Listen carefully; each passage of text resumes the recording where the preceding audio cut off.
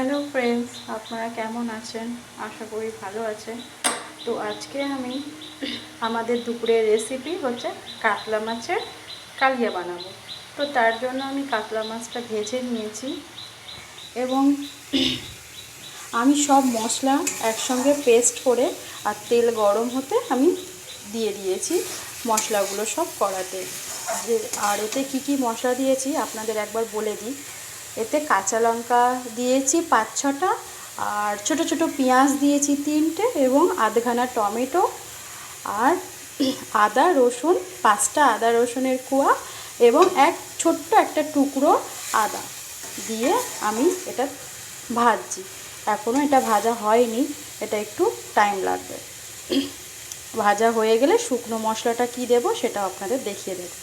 আর শুকনো মশলা বলতে এই যে আমি 1 চামচ মানে ছোটো চামচের 1 চামচ মতো জিরের গুঁড়ো নিয়েছি, ছোটো চামচের 1 চামচ হলুদ গুঁড়ো, আর 1/2 চামচ নুন, আর একটু গোল গরম মশলা আর কি, গরম মশলা নিয়েছি। তো এগুলো আমি সব এই মশলাতে দেব। মশলাগুলো এই মশলাটার মধ্যে দিয়ে দিলাম।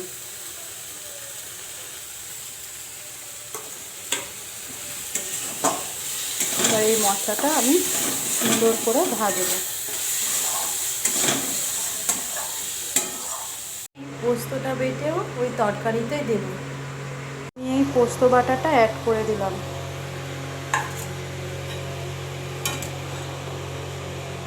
এই যে এরকম গ্রেভি হবে। আর আমি এতে শুকনো লঙ্কা ইউজ করিনি, যেহেতু আমরা কাঁচা লঙ্কা খাই।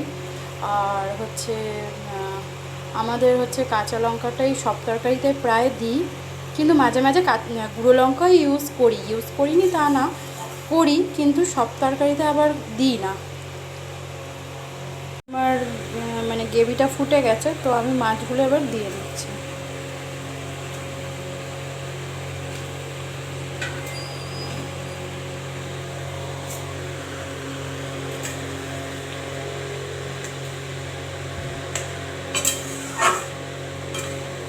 আর একটু ফুটে গেলে আমি এটা নামিয়ে নেব।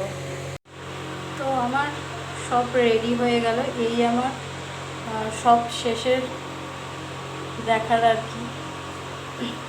তো আমার কালিয়াটা ঠিক দেখতে এরকম হয়েছে। তো আপনাদের কে কীরকম বানিয়ে খান প্লিজ আমাকে কমেন্ট করে জানাবেন, তাহলে আমিও আপনাদের কাছে শিখব।